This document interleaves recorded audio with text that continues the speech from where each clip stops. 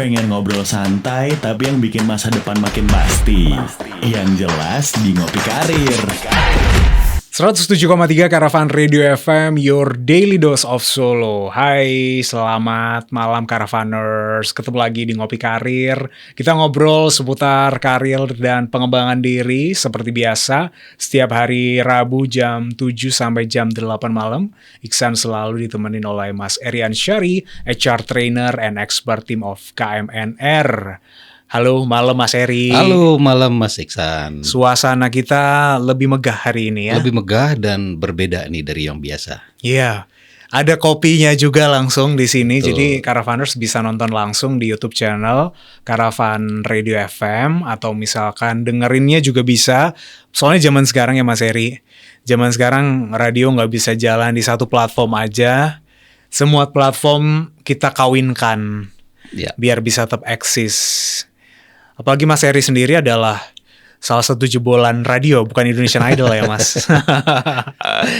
Mas Eri dulu dengar-dengar waktu masih di radio, di usia yang sangat muda aja udah jadi kepala ya Mas? Ya kebetulan dapat rezekinya begitu. Oke. Entah karena memang sudah saatnya atau mungkin karena kebetulan atau mungkin salah pilih kali ya. Emang luar biasa down to earth ya Mas. Mas Eri jadi pemimpin di usia muda. Nah ini pas banget sama topik kita Ya. malam hari ini. Masih muda jadi bos. Nah bagaimana nih cara memimpin bestie-bestinya? Yes. Mas Eri sendiri dulu waktu jadi pemimpin di tempat kerja yang pertama waktu masih muda ya Mas. Tapi sekarang masih muda kok Mas. Masih muda terus semangatnya. masa ya, muda terus. Nah waktu itu memimpin juga teman-teman seperjuangan yang masuk di industri tersebut atau bagaimana Mas? Ya kalau bercerita tentang pengalaman saya, ada sesuatu yang unik yang pernah saya alami ketika saya melamar kerja di salah satu perusahaan ya. Kebetulan perusahaannya adalah radio. Tahunnya sudah cukup lama dan pada saat sesi interview ada seorang yang sangat akrab dengan saya wajahnya. Saya sangat mengenal dengan baik seorang wanita dan beliau adalah kakak kelas saya di kampus. Oke. Yang pada saat itu saya masih kuliah dan kebetulan beliau sudah bekerja di tempat itu sebagai salah satu leader, sebagai produser sebuah acara. Nah pada saat itu beliau ditugaskan untuk membantu melakukan interview kepada para kandidat penyiar pada saat itu ya. Dan membuat saya itu menjadi grogi abis gitu loh. Di interview oleh seseorang yang selama ini di kampus menjadi teman main lah ya gitu ya. Karena walaupun kakak kelas tapi kalau ngumpul sering bertukar pikiran, sering minta pendapat sebagai junior kepada seniornya. Alhamdulillah pada saat itu saya diterima kerja, entah karena saya memang tepat untuk mendapat pekerjaan itu atau mungkin karena ada campur tangan yang lain. Campur tangan dari kuasa ilahi. Iya. Gitu. Dan saya bekerjalah di tempat itu sampai beberapa waktu dan atasan saya langsung adalah beliau, si mbak-mbak itu. Dan sekian tahun saya bekerja di situ, kemudian saya pindah bekerja di tempat lain sampai sekian lama. Setelah selesai kuliah, kami jarang ketemu. Suatu saat saya menjadi pemimpin di sebuah stasiun radio. Dan pada saat mencari tim untuk memenuhi kebutuhan operasional, kita menginterview para pelamar. Yeah. Dan salah satunya adalah beliau lagi yang datang. Tapi pada saat itu saya tidak mengetahui yang mana saja orang-orang yang akan dipertemukan dengan saya untuk saya interview. Dan pada saat itu ketemulah dengan si Mbak yang dulu pernah menginterview saya dan mungkin juga pernah merekomendasi untuk menerima saya. Kali ini saya dihadapkan untuk menginterview orang yang pernah menginterview saya. Can you imagine? Itu membuat saya agak sedikit grogi lagi gitu kan. Saya mau ngomong apa? Wong saya bisa seperti ini, mungkin ada kontribusi dari beliau juga pada saat itu. Tapi kembali ke topik kita, ketika kita menjadi pemimpin, sedekat apapun kita dengan seseorang yang akan menjadi bawahan kita atau sudah, harus bersikap profesional. Dan pada saat itu, alhamdulillahnya kedua belah pihak, saya dan beliau itu kami itu seperti mana formalnya sesi interview. Oke, kayak waktu Mas Eri diinterview oleh yang bersangkutan. Waktu beliau interview pun beliau tidak menganggap saya adik kelasnya, tapi calon pelamar. Begitu juga sebaliknya ketika saya menginterview, saya menempatkan beliau sebagai calon pelamar dan memang karena kompetensinya bagus, akhirnya diterima.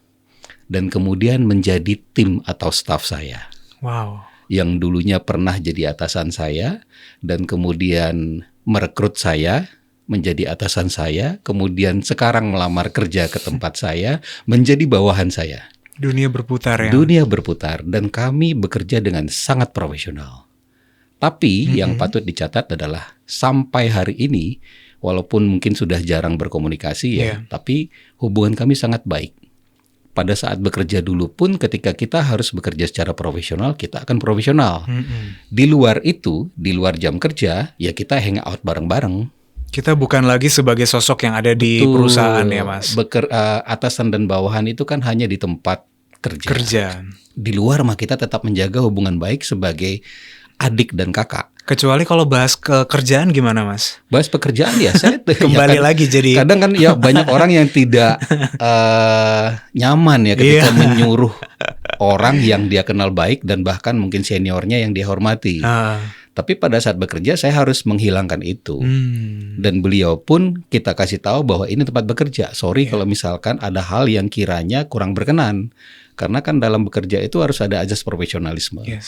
Ya alhamdulillah sekian tahun berjalan dengan lancar. Dan itu bukan hanya satu orang. Saya punya banyak teman yang saya rekrut dan kemudian menjadi tim saya. Apakah itu bagian dari KKN? Bisa iya, tapi dengan konteks yang positif. Ketika kita butuh orang yang sudah kita ketahui kinerjanya dan kita tahu proporsi dalam bekerjanya itu optimal, why not? Begitu. Tapi ketika bekerja ya hubungannya hubungan kerja. Di luar itu ya kita nyantai, kita ngopi bareng, kita nongkrong, ngobrol dan lain-lain. Ngobrolnya nggak seputar kerjaan tapi Mas. Nah itu yang sekarang orang-orang tuh suka terjebak ya. Bekerja itu kan ada saatnya ya. Masa ya 24 jam harus bekerja terus. Ketika hangout biasanya kami suka saling sindir. Emang pindah ya kantornya katanya. Wah itu tuh. Walaupun kadang-kadang ya tidak bisa dihindari.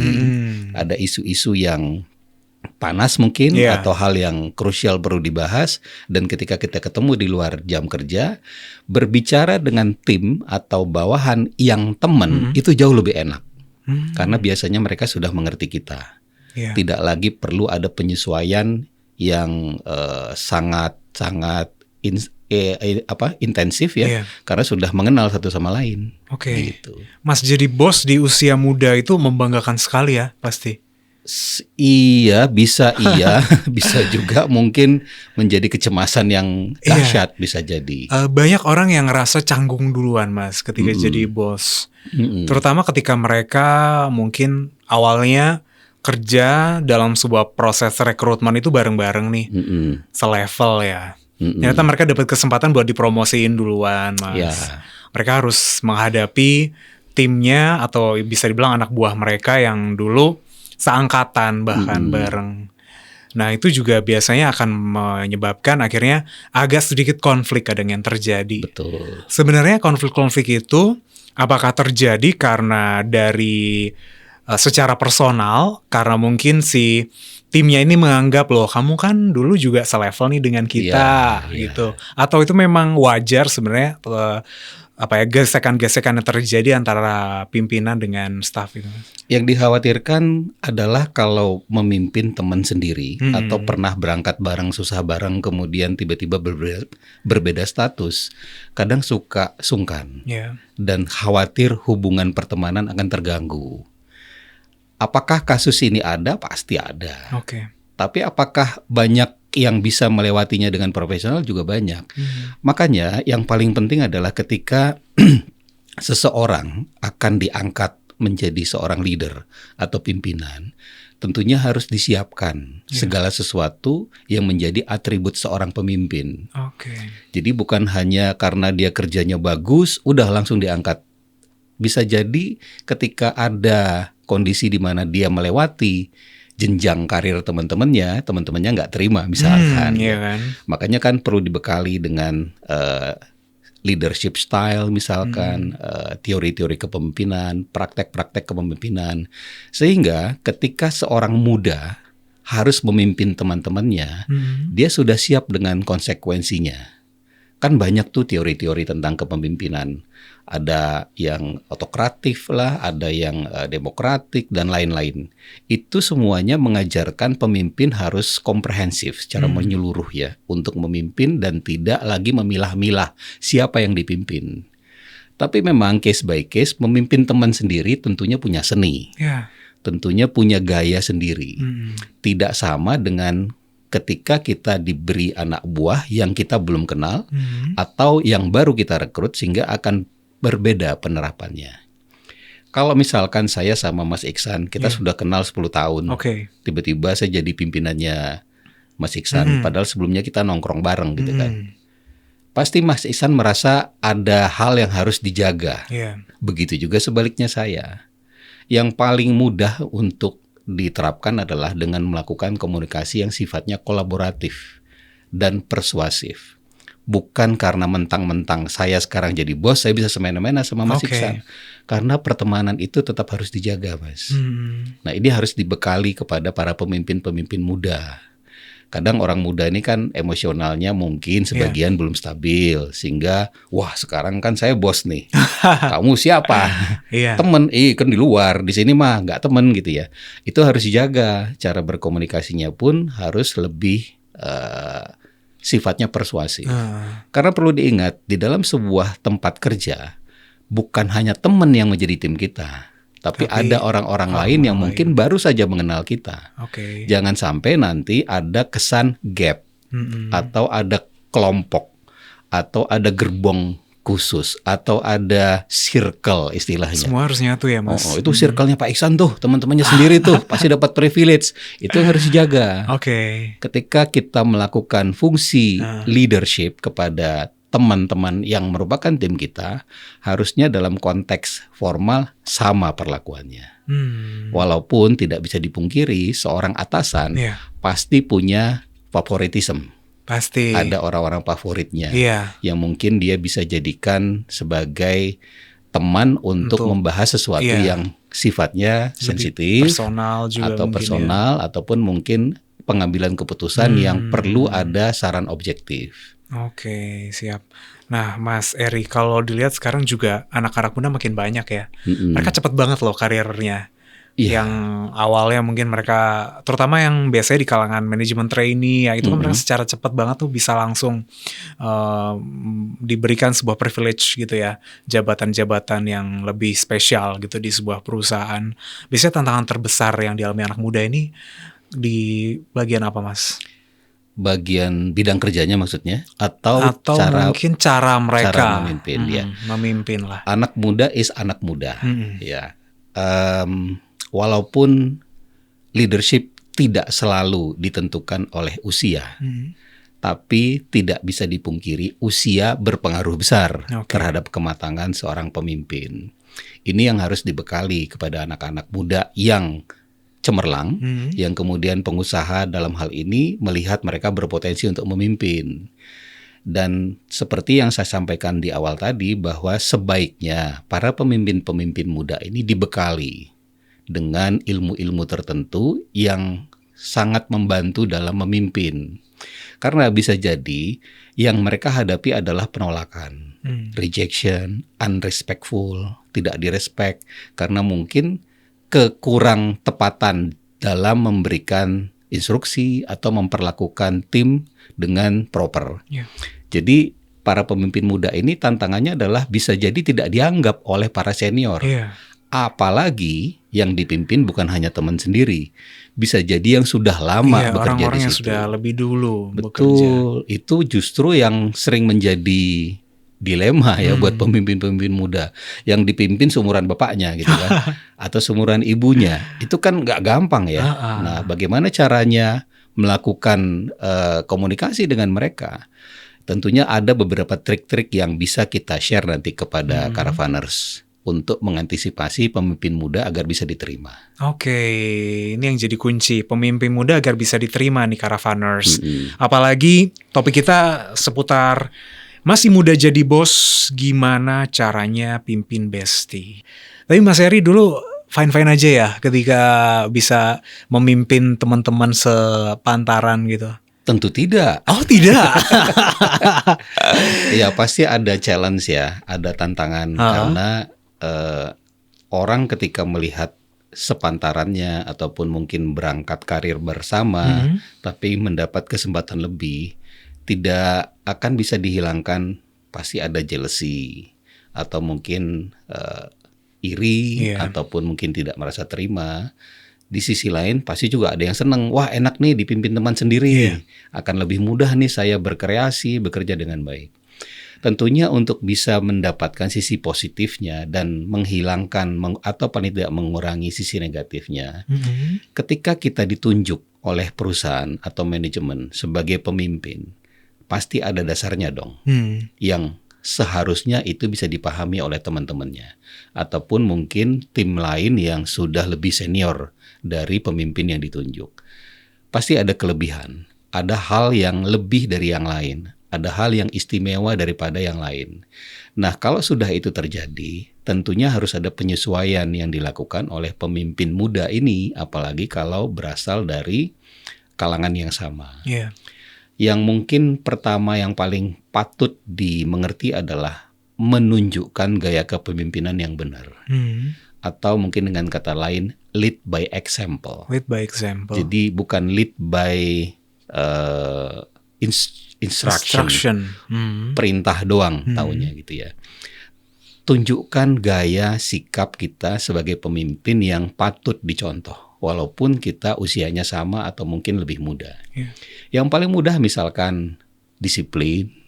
Kadang kalau sudah jadi atasan lebih memilih, wah saya kan udah jadi atasan, yang disiplin mah anak buah, saya enggak begitu.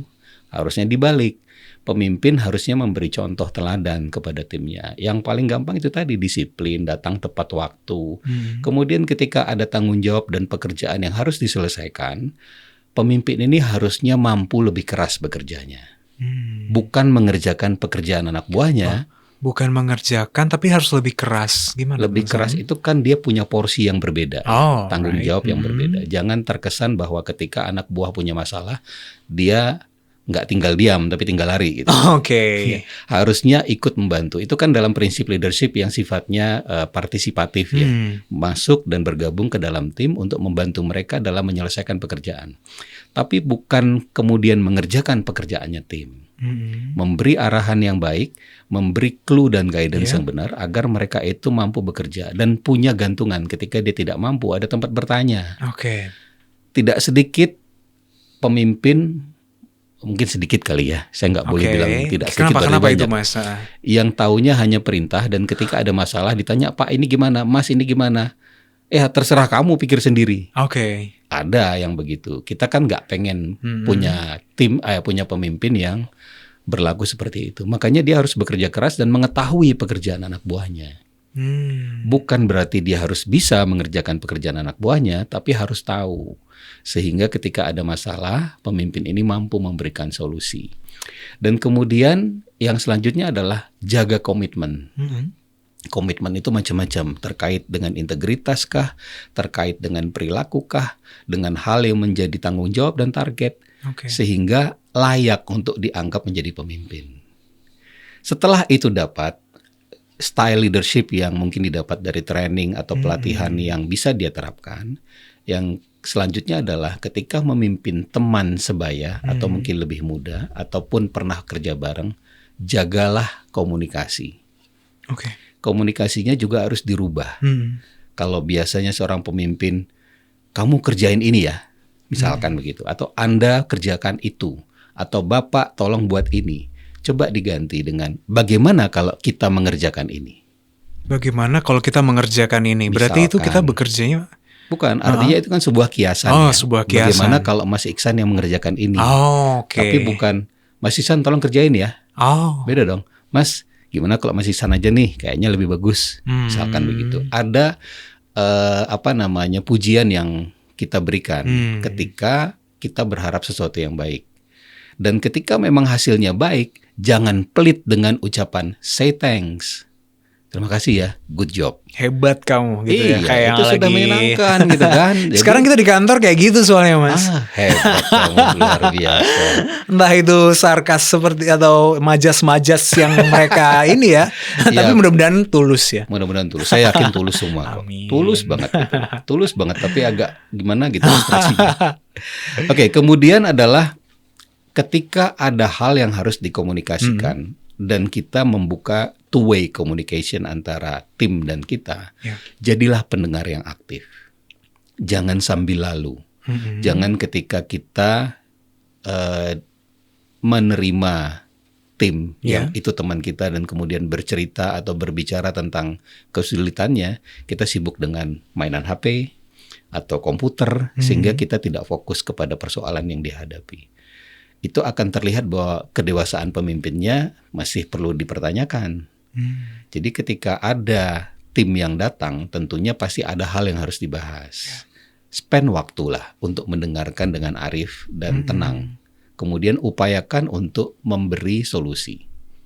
Jadi jangan juga kita menunjukkan ego yang lebih. Ya kan itu tanggung jawabmu, kenapa kamu ngomong ke saya misalkan begitu. Kita seharusnya juga bisa memberi edukasi. Tapi jangan juga kemudian semua masalahnya karyawan atau tim kita yang mana itu karena teman kita, udahlah dia teman saya ambil aja deh, saya yang tanggung jawab semuanya. Ya kita tidak mengedukasi tim. Makanya kan harus berimbang. Gunakan diskusi ataupun komunikasi dua arah yang menghasilkan sebuah konklusi, sebuah solusi. Bukan diskusi malah timbul masalah baru. Kalau semisal karena kita merasa dia udah nggak mampu, terus kita yang take over gitu, gimana Mas? Biar semata-mata selesai gitu loh. Bisa jadi ketika ada tenggat waktu yang sangat mepet dan kita tidak yakin bahwa anak buah kita atau tim kita ini mampu menyelesaikan tepat waktu, ya nggak ada salahnya sih diambil alih selama pemimpin ini mampu. Jadi sekali lagi seperti saya sampaikan, tidak semua pemimpin mampu mengerjakan semua pekerjaan anak buahnya. Jadi misalkan seorang pemimpin yang berlatar belakang sales misalkan ya, atau marketing, dan dia menjadi katakanlah manajer atau direktur atau CEO whatever itulah. Terus tiba-tiba ada tim teknik yang datang. Ini ada masalah Pak, masalah di sistem pendinginan ruangan. Ya mana dia ngerti kan ya. Nah itu kan dia tidak bisa ambil alih. Tapi dia harus bisa memberikan solusi.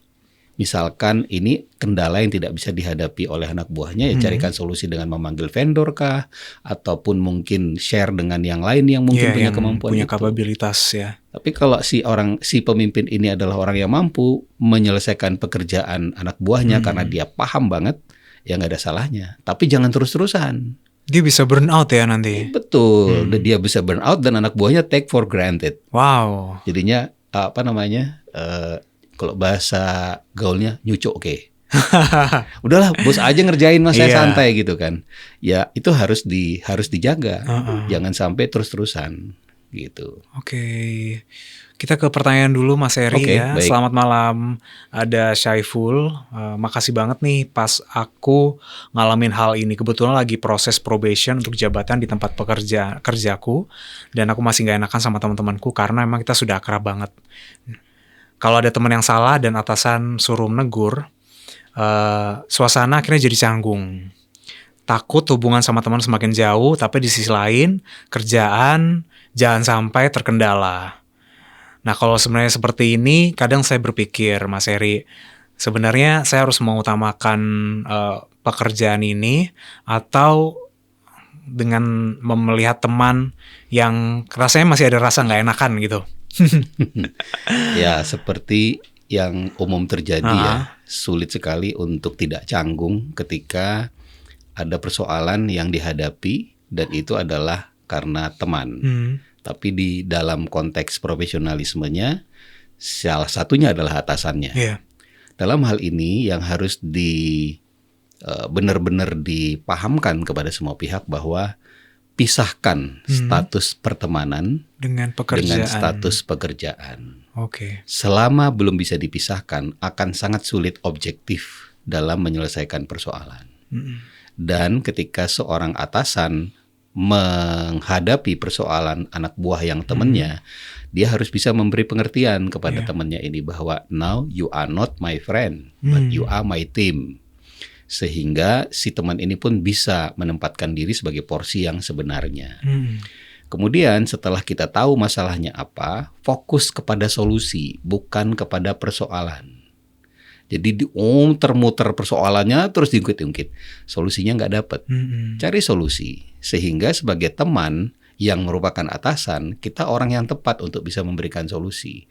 Sehingga teman pun tidak lagi canggung. Bahwa konteks tertentu dia harus hormat kepada atasannya yang mana itu temannya. Bukan hanya teman kok Mas Iksan, bahkan ada yang suami istri, ada yang kakak beradik. Itu betul. Kan. Kadang di satu instansi yang memperbolehkan itu, bukan tidak mungkin itu terjadi. Akhirnya kan? ya. Yang penting harus dijaga profesionalisme. Dan ketika harus ketemu empat mata, berbicaralah dengan format formal. Dan sebaiknya tidak di ruangan yang sangat tertutup, kecuali itu memang sangat rahasia. Karena kekhawatirannya adalah ketika nih temennya ada masalah nih, masuk ke ruangannya berdua dan gak ada yang tahu ngapain di dalam.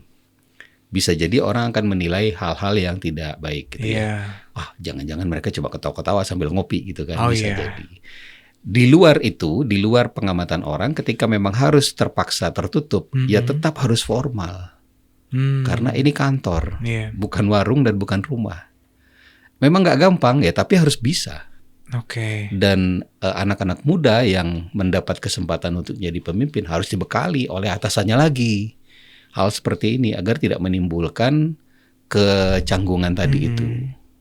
Nggak gampang, tapi harusnya bisa lah. Tapi harus bisa. Sambil ngopi dulu Mas Heri. Siap. Kita harus ngopi dulu. Iya dong, buat yang nonton. Acara ngopi karir harus disuguhi kopi nih. Kopi apa nih? Entah Arabica, Robusta, saya kurang paham. Pokoknya kalau menurut saya kopi deh. Gitu. Yang penting kopinya enak gitu loh. Betul. Masih berbicara soal masih muda jadi pemimpin ya, gimana caranya bisa menghadapi bestie-bestinya ini. Ini kan sekarang jadi tantangan juga ketika seorang Gen Z ya. Gen Z menghadapi staff-staffnya yang berbeda generasi gitu Mas Heri. Sebenarnya hal pertama yang harus melakukan ini apa Mas? Kalau katakanlah pemimpinnya ini di generasi Z ya atau Gen Z, dan kebetulan memimpin generasi di atasnya, milenial sampai seterusnya. X dan seterusnya. Orang yang sudah berpengalaman, lebih lama hidupnya, tentunya akan memiliki hal yang lebih dari sisi tertentu. Dulu di episode pertama, dulu kita pernah bahas bahwa Gen Z ini datang dengan ilmu pengetahuan yang berbeda. Dibekali dengan teknologi, kemampuan memecahkan masalah yang lebih cepat dan signifikan. Sementara generasi sebelumnya juga unggul karena memiliki pengalaman dan pengetahuan sesuai dengan eranya. Yang harus dilakukan oleh pemimpin Gen Z adalah mengapresiasi dulu. Ya dong, mengapresiasi para tim atau bawahannya yang generasinya di atasnya atau usianya lebih tua dari yang bersangkutan. Harus diapresiasi, misalkan masa kerja yang mungkin lebih lama. Tentunya patut didengar pengalamannya dulu seperti apa. Sebelum nanti dia memberikan arahan-arahan. Betul, jadi harus mendengar dulu bagaimana ya. Apa yang kita bisa lakukan untuk memperbaiki apabila yang lalu itu tidak terlalu baik. Dan apa yang kita bisa pertahankan, yang mana yang sudah baik. Dan mana yang kita perlu tingkatkan untuk achievement ke depan. Jadi para bawahan yang lebih senior itu harus diuangkan juga. Supaya mereka merasa bahwa pemimpin muda ini juga cukup dewasa. Jadi dengan memberikan apresiasi. Dan akui kontribusi dan keberhasilan mereka. ketika mereka pernah berprestasi di era sebelumnya, sebelum pemimpin ini menjadi pemimpin, maka itu harus diapresiasi, nggak bisa diignore begitu saja. Ya mungkin karena ego ya kan, saya sekarang jadi pemimpin ya, masa lalu mah tinggal masa lalu. Saya maunya yang seperti ini, ya nggak bisa begitu dong. Sejarah itu kan tetap membentuk generasi berikutnya kan. Jadi mereka para pemimpin ini harus bisa memahami dan mengapresiasi. Dan kemudian jika memang pernah ada dan akan ada sebuah prestasi dari tim sebelumnya, bahkan itu dari bestie-bestinya sendiri, beri apresiasi dalam bentuk konkret. Dirayakan. Dirayakan itu bukan harus selebrasi. Harus yang gede-gede lah ya. Enggak, tapi buat semacam perayaan kecil sehingga kita merasa bahwa apa yang sudah mereka lakukan itu bukan sekedar kewajiban semata, tapi sebuah prestasi. Ngopi bareng gitu ya, Ngopi bareng gitu. Makanya kan banyak momen-momen di perusahaan-perusahaan itu ada kumpul-kumpul antara leader, apalah jabatannya ya, dengan para staffnya secara berkala.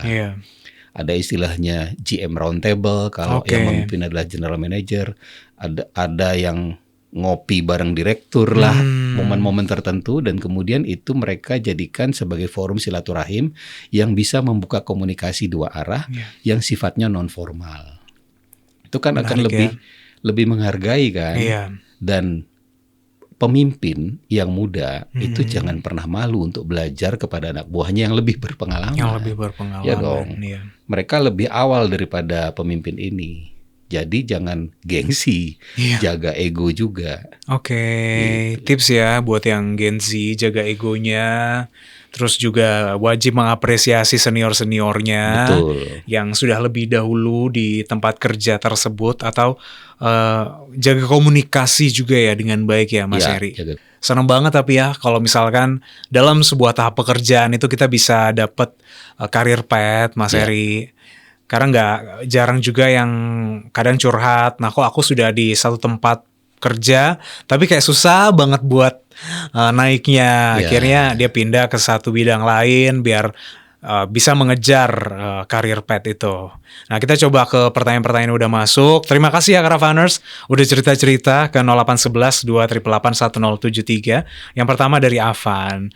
Gimana caranya memberi kritik atau evaluasi ke anggota tim saya tanpa bikin mereka merasa dijatuhkan Mas Heri? Karena seringkali setiap saya kasih evaluasi itu seolah-olah mereka bilang loh, mentang-mentang sekarang kamu udah jadi atasan ya, ini itu pokoknya. Ya pemimpin yang memimpin anak buah itu memang suka terjebak, nggak enakan. Nggak enakan ketika akan memberikan instruksi atau bahkan memberikan teguran. Bahwa yang harus dipisahkan adalah status pertemanan dengan status profesional dalam bekerja. Jadi ketika dalam konteks seperti pertanyaan tadi adalah kembali lagi ke persoalan gimana caranya menjaga hati nih. Ya memang menjaga hati itu mutlak dan wajib dilakukan. Tapi ketika ada hal yang secara objektif dan logis harus dilakukan, entah itu bentuknya instruksi ataupun bentuknya adalah peringatan, ya mau nggak mau kita harus take control. Tapi jangan juga berlebihan dalam melakukan kontrol terhadap mereka. Jadi banyak orang tuh yang ingin sekali membuktikan bahwa sekarang bosnya saya. Kamu harus ngikut apa yang saya mau. Nah, kalau dalam konteks bahwa dia ada first timer leader, ya nggak bisa serta-merta begitu. Harus ada adaptasi dulu. Istilah kerennya mapping dulu nih.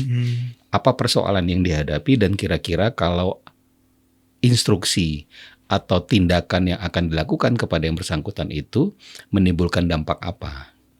Kalau ternyata akhirnya karena si stafnya atau timnya ini tidak mampu memisahkan persoalan pertemanan sehingga jadinya baper.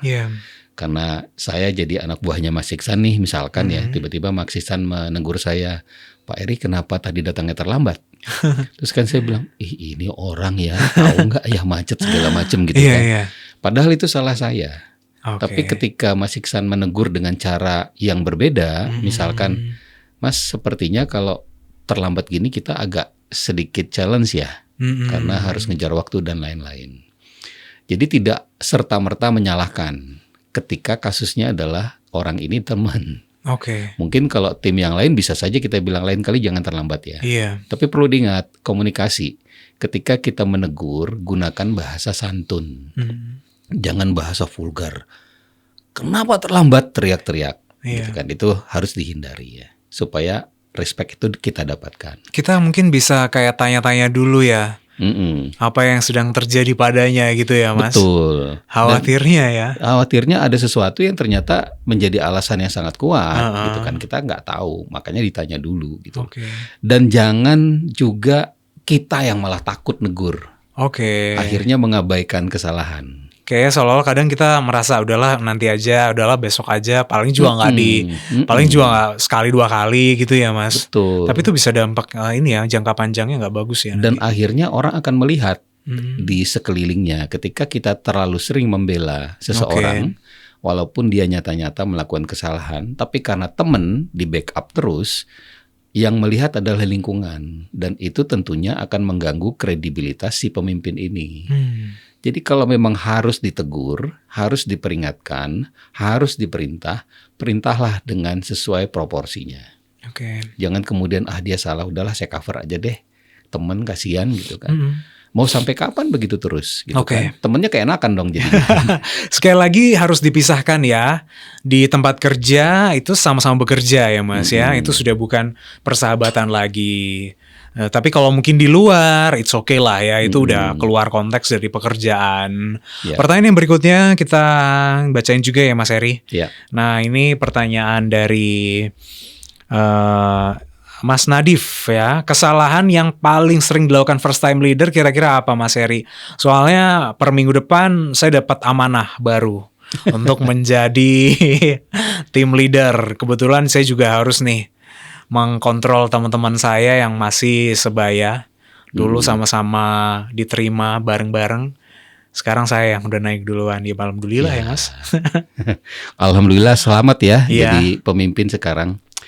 Ya, secara umum para ahli atau mungkin para pengamat sering menemukan bahwa first timer leader atau leader baru yang notabene usianya relatif muda atau generasi yang terupdate pada saat ini dianggap pernah atau sering mengalami kegagalan karena sulitnya beralih dari peran individu ke peran yang sifatnya profesional dan memimpin. Pemimpin itu kan bukan hanya mendrive tapi juga mengarahkan. Ya mendrive sama mengarahkan mirip lah ya. Jadi suka nyampur peran individu atau peran leader dia. Nah ini yang suka nyampur yang sering terjadi sehingga ketika mendelegasikan tugas itu tidak objektif. Jadi tugas yang harusnya dibebankan kepada orang tertentu yang mana itu temennya karena dia merasa bahwa wah ini kerjanya berat, masa aku kasih sama temenku, kasihan deh itu kasih yang lain aja. Nggak objektif kan jadinya. Itu yang sering gagal fokus jadinya. Jadi tidak bisa membedakan mana peran pribadi, mana peran sebagai profesional. Dan tidak sedikit juga karena dia pengen tampil sebagai leader baru yang muda, cemerlang, tapi kan tetap aja manusia. Yang tidak luput dari kesalahan. Mungkin saja suatu hari pernah melakukan kesalahan, tapi enggan mengakuinya. Dan kemudian mengkamuflase atau menutupinya dengan tindakan-tindakan lain. Tanpa disadari karena tidak ingin reputasinya hancur. Baru diangkat nih jadi leader atau jadi manajer atau jadi pemimpin. Sekian waktu, sekian bulan, tapi tiba-tiba karena masih beradaptasi ada kesalahan nih. Ditutupin kesalahannya, dikaburkan sehingga tidak terlihat. Jadi kesannya kan enggan mengakui kesalahan. Padahal seorang leader juga manusia biasa yang mungkin salah dan ketika salah perbaiki dan akui. Akui dan perbaiki. Itu akan lebih gentleman ketimbang kemudian cari alasan. Ngeles. Karena dia pengennya dicap baik dulu ya. Betul. Tidak mungkin lah manusia bisa baik selamanya. Dan kita juga nggak akan selalu disukai orang ya Mas. Nggak mungkin semua orang itu kita menjadi favorit semua orang. Nggak mungkin. Pasti ada kalanya kita tidak populer. Apalagi ketika kita mengambil sikap dan keputusan yang sifatnya represif atau penuh dengan tekanan. Iya Mas, itu jadi sebuah bumerang juga, atau mungkin hal-hal yang bisa menjadi tantangan buat kita ketika kita harus mengambil sikap. Dan ketika misalkan dalam pengambilan keputusan semuanya sama-sama beresiko gitu Mas. Nah itu gimana ya? Kadang kita rasa pilihan itu terasa beresiko banget gitu loh. Ya kalau kita dihadapkan sebagai pemimpin itu kan menghadapi resiko ya. Iya itu pasti ya. Segala macam resikonya. Resiko tidak disukai, resiko salah dalam memimpin, resiko salah dalam mengambil keputusan. Resiko buruk-buruk itu mungkin aja akan menghampiri kita. Tapi sekali lagi ketika menjadi pemimpin bukan hanya kemampuan berpikir, bekerja yang sangat diperlukan, tapi kemampuan mental yang prima. Karena bisa jadi ada pemimpin yang lahir karena bukan kesempatan, bukan karena skill, bukan karena kemampuan, tapi karena keadaan. Oke. Ada, misalkan orang tuanya yang punya usaha. Oh iya, benar. Anaknya belum pernah bekerja jadi bawahan, tapi usaha harus diteruskan karena orang tuanya sudah mulai lanjut. Anaknya tidak dibekali dengan ilmu kepemimpinan yang benar. Tiba-tiba muncul aja jadi pemimpin. Harus ada figur dan akhirnya tidak pernah punya referensi bagaimana jadi anak buah. Oke. Dan ketika menjadi atasan, dia akan bersikap seperti atasan full. Tidak menenggang rasa, tidak melihat apa yang menjadi concern di bawah, di staffnya, sehingga kecenderungannya menjadi lebih egois. Begitu. Oke. Seorang pemimpin baru ya Mas ya, mereka itu sebaiknya mencari pengalaman dulu atau belajar cepat? Dua-duanya. Dua-duanya. Mencari pengalaman itu kan juga belajar kan. Kalau misalkan ya karena itu tadi hadiah ya. Karena orang tuanya menunjuk untuk melanjutkan usaha menjadi pemimpin usahanya. Ya mau nggak mau kan dia nggak bisa dalam waktu instan mencari pengalaman. Dia harus belajar cepat. Harus mau belajar dari praktisi dan ahli. Atau orang-orang yang sudah pernah berada di posisi itu. Bergurulah kepada para pendekar-pendekar yang ada di drama Cina ya. Para pendekar perusahaan atau organisasi atau apa yang sudah pernah memimpin sekian waktu. Jadi ya instan belajarnya di situ. Jangan kemudian dia asal learning by doing. Itu kan untung-untungan. Iya kalau dia menjadi pemimpin sesuai dengan karakternya yang mungkin soft spoken, nice. Kalau enggak, kan dia akan bumerang sendiri nanti malah diserang kan gitu. Jadi harus persiapan dan belajar cepat itu penting. Cari pengalaman juga tidak kalah penting. Apalagi di era yang seperti ini ya Mas ya. Hustle culture, ya orang juga harus bisa melaju dengan kecepatan penuh. Pokoknya jangan sampai disalip sama anak buahnya gitu ya Mas. Atau gimana sih sebenarnya seorang pemimpin itu? Enggak mesti itu menjadi ketakutan ya. Oh enggak ya? Wah nanti disalip anak buahnya dimatiin dulu gitu. Oh enggak. Jadi dia harus bisa lebih expert atau gimana gitu? Iya harusnya sebagai pemimpin ketika anak buahnya mampu melakukan fungsi lebih daripada porsinya, harusnya pemimpinnya kan surplus waktu kan ya. Tidak perlu lagi spend waktu yang lebih untuk ngajarin. Anak buahku tinggal one click udah jalan gitu kan. Tinggal memonitoring, mendelegasikan, dan tidak perlu khawatir akan kesalip. Yang pertama adalah menjaga konsistensi dari gaya kepemimpinan dan leadershipnya itu. Kalau yang pertama tidak bisa dia jaga, maka muncul yang kedua ya disalip tadi. Akhirnya kan para pemimpin di atasnya akan melihat lah ternyata ini salah nih menempatkan pemimpin. Karena kan kayak gitu. Anak buahnya lebih daripada dia. Dan akhirnya kesempatan itu jatuh ke orang lain. Bukan tidak mungkin. Makanya jaga konsistensi, jaga profesionalisme, tingkatkan terus pengetahuan. Jangan jalan di tempat. Jangan asal kita mendelegasikan aja ya Mas. Betul. Tapi kita juga harus bisa selaras ya pada akhirnya ya dengan tim kita. Menjaga keseimbangan antara ketegasan dan keterbukaan dalam memimpin. Tapi gak mudah ya Mas jadi pemimpin di tengah-tengah teman-teman sebaya atau mungkin bahkan sama orang-orang yang lebih secara usia, secara pengalaman lebih dari kita gitu. Ya sulit untuk dibilang mudah atau tidak ya, tergantung konteks, tergantung tempat tergantung orangnya. Oke. Ada yang merasa mudah, ada yang merasa wah susah ya.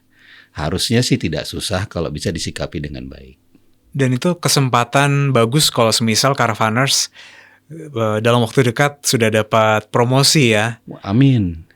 Jangan akhirnya ngerasa kayak, wah aku kan masih baru nih gitu. Wah, tapi kan Mas Iksan hebat. Wow. Ya, kalau saya hebat. Orang hebat kan pasti akan mendapatkan sesuatu yang hebat juga. Iya. Oke, Mas Heri, ada tips mungkin atau kata-kata yang ingin disampaikan untuk para pemimpin muda ini yang bekerja di tengah-tengah bestie mereka? Pemimpin itu tidak lahir sendiri. Kalaupun ada, itu langka. Pemimpin itu melahirkan dirinya dengan proses. Jadi pemimpin itu akan muncul akibat sebuah proses. Prosesnya macam-macam, dan untuk menjadi pemimpin yang baik, ikutilah proses yang sebagaimana mestinya. Nikmati ya Mas. Dan dinikmati. Berliku-liku jalan yang ada itu dijalanin saja. Iya. Terima kasih loh Mas Heri. Sama-sama. Ya, jadi inspirasi buat kita. Jangan takut kalau mungkin kamu masih muda, berada di antara teman-teman kamu, udah dapat kesempatan promosi duluan. Sungguh itu adalah sebuah rezeki yang jangan sampai ditolak ya. Iya. Sukses terus buat Caravaners. Thank you ya udah menyimak Ngopi Karir kali ini. Mas Heri, kita ketemu lagi next week. Oke. Sekarang dilanjut lagi ngopinya. Siap.